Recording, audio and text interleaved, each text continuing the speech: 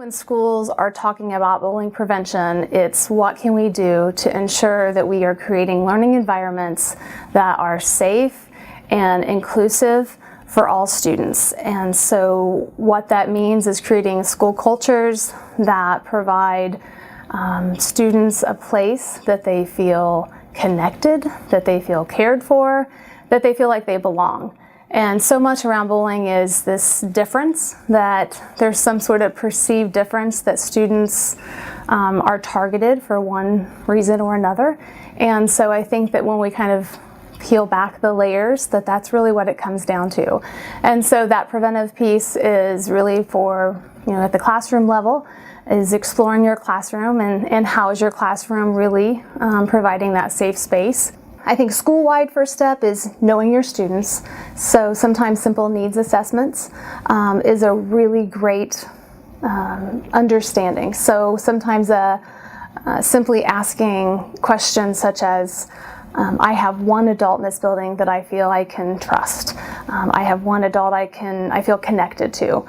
That really is a telling sign if that is a school environment that students feel safe and supported.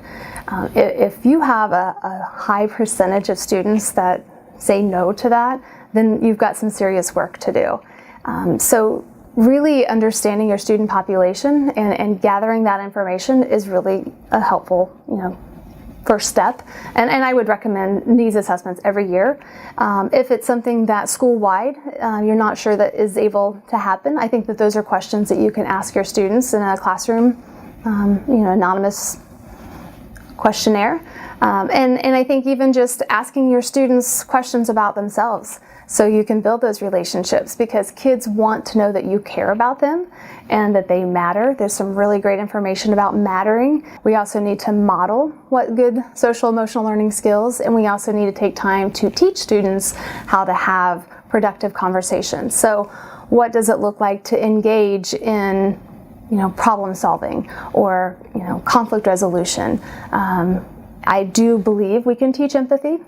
So how do we maybe select certain texts or select in children's books that provide opportunities to engage in conversations that would expand perspectives, or to allow students to engage in conversations around diversity, around difference.